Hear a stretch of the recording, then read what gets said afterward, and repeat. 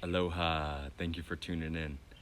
Today I'm feeling inspired to talk a little bit about the prophecy of the Rainbow Warriors and how that pertains to us right now, and then how we can use that prophecy to take action steps in the times that we're living in now. So, about 10 years ago, I first heard about the Rainbow Warriors when I was on the island of St. John. I was very excited with this prophecy and I went into it deep. And first, I heard that this prophecy was written on a rock in Arizona, right in the Four Corners area called Prophecy Rock. And then it was an original Hopi prophecy. And I listened to some elders speak about it, and I've talked to many travelers and friends on the way. So the story I'm about to tell you is my interpretation of what I have gathered throughout these 10 years.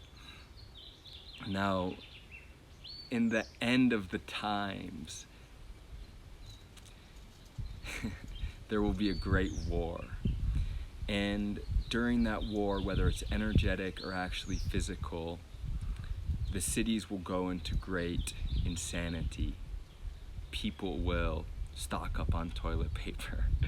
People will raid the supermarkets. People will go into their own spaces. And the cities will begin to saturate with fear. And during this time, gangs will start to form. Neighborhoods will start to have their own cliques that they bring up arms, and they start to control these different cities.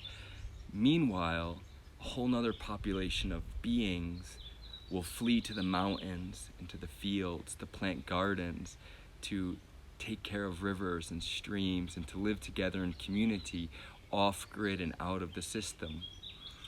Now, again, meanwhile, in the cities, things are just going crazy. People are just freaking out. And after months or years or however long this goes on, the people in the city run out of food. They run out of supplies, and they don't know what to do. They have no experience growing food. They have no land. They've never cultivated. So what they do is they look towards the mountains. They look to these communities that are hunters and gatherers and farmers, and they say, we're going to go get them. We're going to go up to the hills. We're going to take their food. Now, the people of the hills have decided that, we are all one. We are all one under the sun. No matter what color you are, whether you're white or yellow or red or brown or black or blue, we are all part of this rainbow of life. And so the people of the hills come together and they call themselves the Rainbow Warriors. And so they are there to protect their crops and their fields and all they are cultivating on the sweet Mother Earth. So when the people from the cities come to attack the hills, the Rainbow Warriors are ready. Now, the Rainbow Warriors, mind you, are hunters. They live with the land, so they're in super good shape. They're connected. They've never left their mountain, so they know the land very well. And they are also strategically located with the mountain at their back. So when the city folk come to attack with the bows and arrows from the treetops and the traps, the Rainbow Warriors are at a strategical advantage in shooting down or whatever.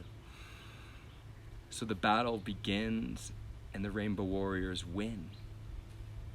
And according to the prophecy, this is the final battle of this age, and the Rainbow Warriors will become the protectors of this planet for the next 26,000 years, or the next turn of the Mayan calendar, or to the next yuga, or to the next age.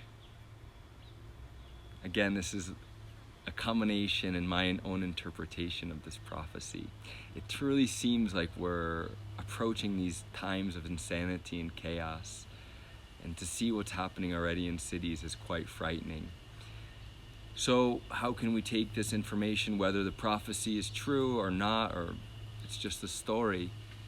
I think the truth lies in that being at harmony with the earth is the best thing we could be doing right now, to be planting gardens with each other, to be starting communities off grid and in little micro communities where we don't necessarily need to rely on the entire system. Like if the system or the grid goes down, we're gonna have nothing.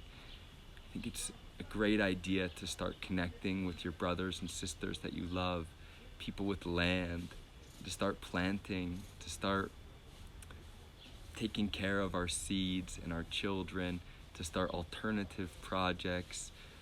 I'm here in Tepoztlan, Mexico. There's some really cool things going on down here. We still have a long way to go.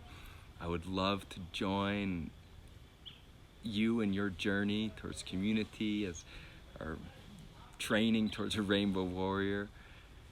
And yeah, I invite you to join forces with me and let me know how you feel about this. I'm excited to share this journey with you, this virtual space on YouTube, and sending you all my love. God bless. Aloha.